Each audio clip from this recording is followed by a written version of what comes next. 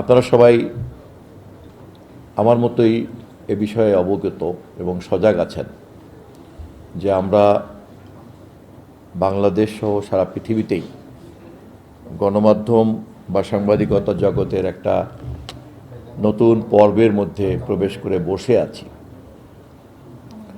এবং এই পরিস্থিতিতে সবচেয়ে বেশি চ্যালেঞ্জের মধ্যে পড়ে গিয়েছে সাংবাদিকতার পেশাটা। এবং এই পেশাটা এত চ্যালেঞ্জের মধ্যে পড়েছে যে সত্য অনুসন্ধান করাই যার পেশা, নিশ্চয়ই কোনো রাষ্ট্র সরকার নিঃস্বার্থভাবে তাদেরকে টাকা দিয়ে রাষ্ট্রের বিরুদ্ধে সরকারের বিরুদ্ধে তথ্য অনুসন্ধান করার জন্য টাকা ব্যয় করতে থাকবে, ট্যাক্সের টাকা ব্যয় করতে থাকবেই এবং সেটা ব্যয় করার একটা নিয়মকানুন তৈরি হবে। এখনও আমরা সেই পরিস্থিতিতে যাই নাই, পৃথিবীর কোথাও সেই পরিস্থিতি তৈরি হয় নাই। যে সমস্ত শিল্পপতিরা মিডিয়া ইন্ডাস্ট্রিতে বিনিয়োগ করতে চান তারা স্বাভাবিকভাবেই মুনাফার জন্যই তো বিনিয়োগ করবেন, এবং যে সমস্ত বিজ্ঞাপনদাতারা গণমাধ্যমের উপরে ভর করে তাদের পণ্যের প্রচার করবেন তারাও চাইবেন তাদের মতো করেই পণ্যের প্রচার বক্তব্যটা প্রকাশিত হোক, ছড়িয়ে পড়ুক। ফলে সাংবাদিকদের পেশাকে পৃষ্ঠপোষকতা দান করবে ওরকম কিন্তু কোনো কাঠামো এখন পর্যন্ত নাই, এটা খুব সত্য কথা।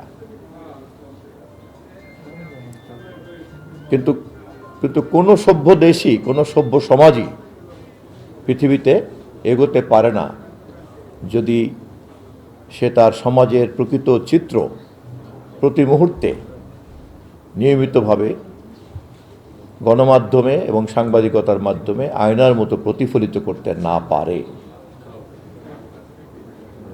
আমরা যেমন যে কোনো সুস্থ স্বাভাবিক লোক আয়নায় নিজের চেহারা না দেখে বুঝতে পারি না যে আমি ঠিক মানুষের সামনে যাওয়ার জন্য যথেষ্টভাবে প্রস্তুত কিনা, তেমনি একটি রাষ্ট্র এবং সমাজকেও কিন্তু প্রতি মুহূর্তেই আয়নার সামনে দাঁড় করিয়ে রাখতে হয়, তা নাহলে সে ভুল পথে যেতে পারে, সে একটা ভুল গন্তব্যে যেতে পারে যা জনগণের জন্য, মানুষের জন্য ক্ষতি হয়ে যেতে পারে। এবং এই কাজটা করার দায়িত্বই হচ্ছে সাংবাদিকতার মূল লক্ষ্য।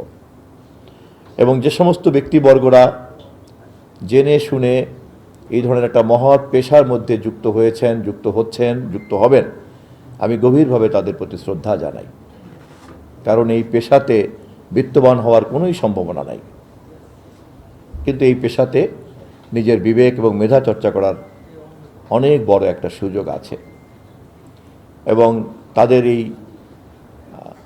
ব্যক্তিত্ব, মেধা, দেশপ্রেম, মানবপ্রেম চর্চা করার এই পেশাকে গ্রহণ করতে পেরে তারা নিজেরা যে সুখের অনুভূতি পান ওটাই তাদের বড় পুরস্কার।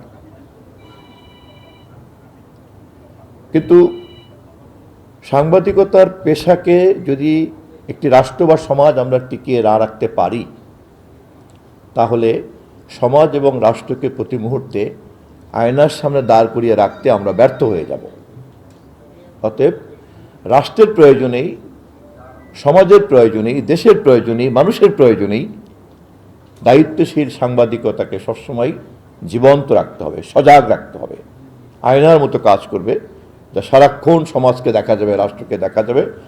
এবং যখন যখন চেহারার মধ্যে, সমাজের চেহারায়, রাষ্ট্রের চেহারায় যে সমস্ত ভুল ত্রুটি ধরা পড়বে তখন তখন আবার এটাকে ঠিক করে নেওয়া হবে। আমরা যেমন করে এলোমেলো চুলকে আশ্রয় নেই, জামার বুতাম ঠিক থাকলে ঠিক করে নেই, আমাদের গায়ের জামাতে দাগ পড়লে সেটাকে চেঞ্জ করে ফেলি, যা আমাকে আয়না বলে দেয় যে আমার মধ্যে কী কী পরিবর্তন আনা দরকার। তেমনি গণমাধ্যম এবং সাংবাদিকতাও রাষ্ট্র এবং সমাজে এই আয়নার দায়িত্ব পালন করে, যা প্রতি মুহূর্তে সমাজকে প্রতিফলিত করে। অতএব এই পেশার অস্তিত্ব ছাড়া একটা সভ্য সমাজ চলতে পারে না।